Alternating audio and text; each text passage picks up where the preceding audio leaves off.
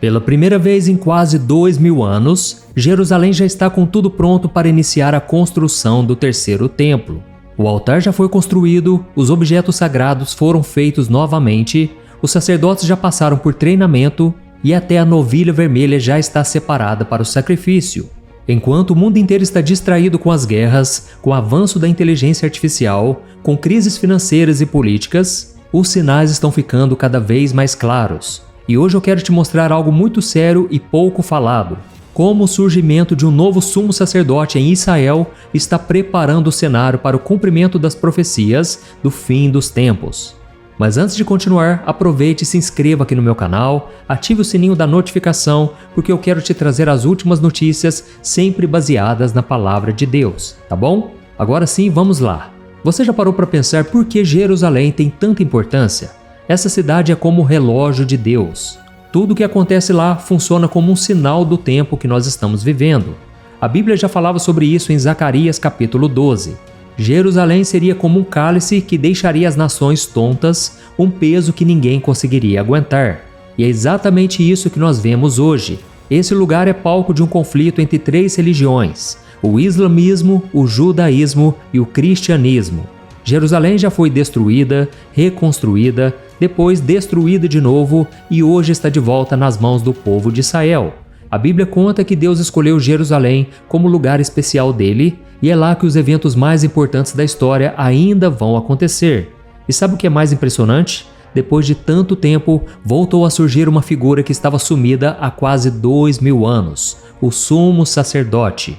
E para você entender muito bem a importância disso, nós vamos relembrar de uma forma rápida qual era o papel dele no meio do povo de Deus.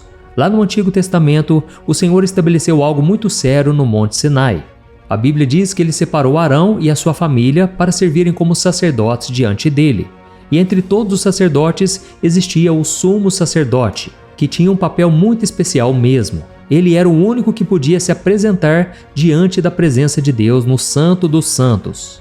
Uma vez por ano, no dia da expiação, esse homem atravessava o véu e entrava no lugar mais sagrado do templo para oferecer o sangue de um sacrifício pelos pecados de todo o povo. Ninguém podia fazer isso no lugar dele, nem reis, nem profetas. E até as roupas que ele usava carregavam um significado muito profundo. No peito, ele levava os nomes das 12 tribos de Israel, representando todo o povo diante do Senhor. E na testa, ele usava uma placa de ouro com as palavras: Santidade ao Senhor. Cada detalhe do ministério dele apontava para algo muito maior que se concretizaria futuramente: o plano de Deus para a salvação da humanidade por meio de Cristo. Mas esse sistema de sacrifícios que Deus tinha estabelecido funcionou por mais de 1400 anos, até que foi interrompido de forma trágica. No ano 70 depois de Cristo, os soldados romanos invadiram Jerusalém e incendiaram completamente o templo. Toda essa guerra destruiu as muralhas, deixando apenas uma parte dela, conhecida hoje como Muro das Lamentações. O fogo destruiu o santuário e o sangue dos sacerdotes correu pelo chão do átrio. E o interessante é que o profeta Oséias já tinha avisado que isso iria acontecer. Olha só o que está escrito em Oséias capítulo 3, o versículo 4 e 5. O povo de Israel viverá muitos dias sem rei, sem príncipe, sem sacrifício, sem coluna sagrada, sem veste sacerdotal e sem ídolos de família. E foi exatamente isso que aconteceu. Por quase 2000 anos, o mundo não viu mais nenhum sumo sacerdote legítimo entrando no Santo dos Santos. Nunca em toda a história houve um intervalo tão grande de silêncio do plano de Deus. Mas mesmo assim, durante todo esse tempo, Deus continuou cuidando de cada detalhe.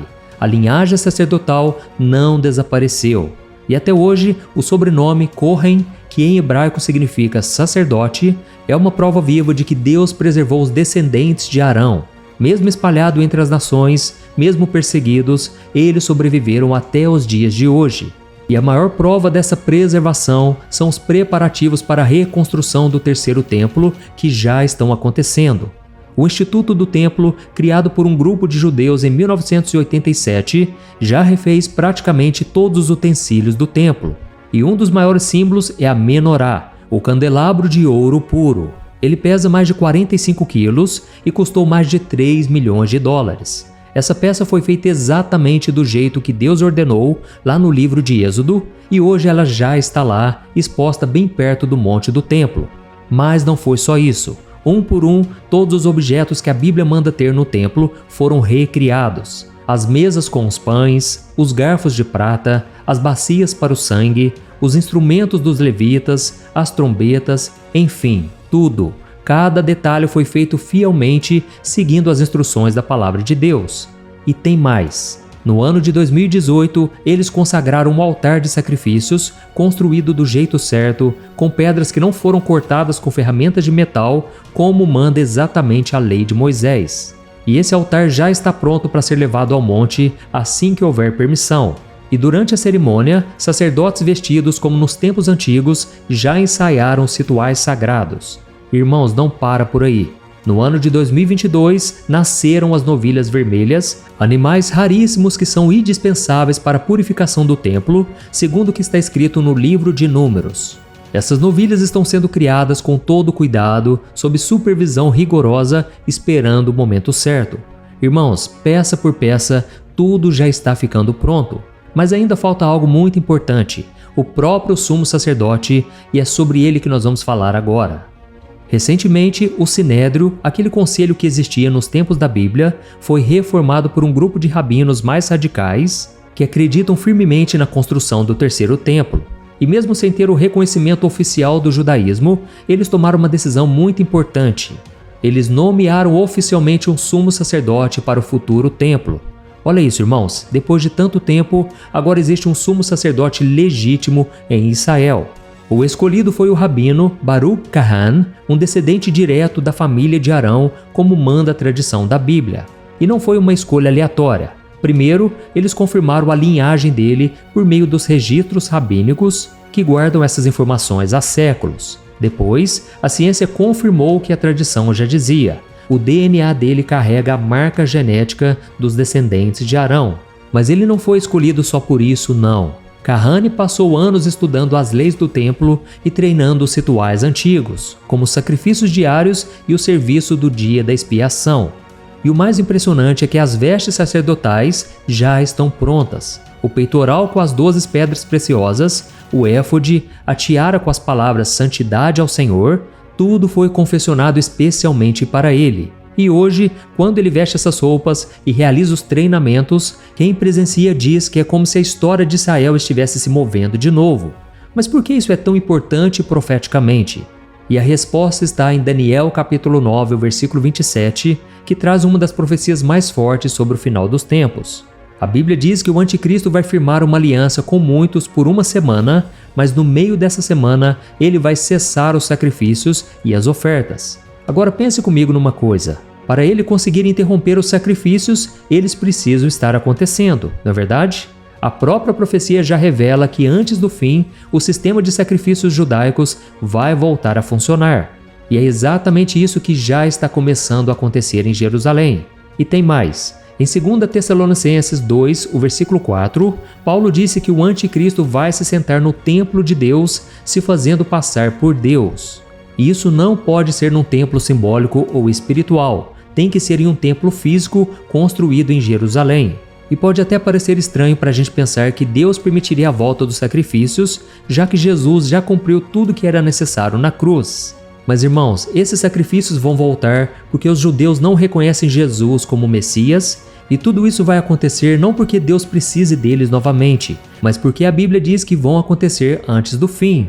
Então, esses sacrifícios não são para trazer salvação, porque Jesus ele traz a salvação, mas é para cumprir a profecia, entendeu? E agora, com tudo isso já pronto, só está faltando o acesso ao monte do templo. Hoje, esse lugar é controlado de uma forma bem complicada. Israel cuida da segurança, mas quem administra o monte é um grupo islâmico da Jordânia. Os judeus podem até visitar, mas em horários bem restritos, e eles são proibidos de orar ou fazer qualquer tipo de ritual ali. Só que nos últimos anos, as coisas começaram a mudar. Cada vez mais judeus estão subindo até o monte e o número de visitas tem crescido bastante. E para resolver esse impasse, existem 3 caminhos possíveis. Primeiro, um acordo político teria que ser feito permitindo o compartilhamento daquele lugar.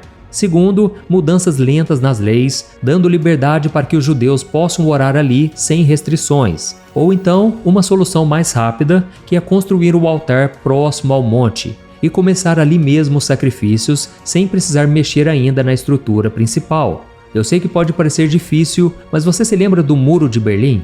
Lá em 1989, ninguém imaginava que ele cairia. E de repente, em poucos dias, aquilo que parecia impossível simplesmente aconteceu diante dos olhos do mundo. E com o monte do templo pode acontecer a mesma coisa. Esse último obstáculo pode desaparecer de uma hora para outra. Irmãos, à medida que a gente observa tudo isso acontecendo em Jerusalém, existe algo muito maior por trás, algo espiritual. A Bíblia diz no livro de Hebreus que enquanto um templo terreno está sendo preparado aqui na terra, o verdadeiro templo já existe no céu.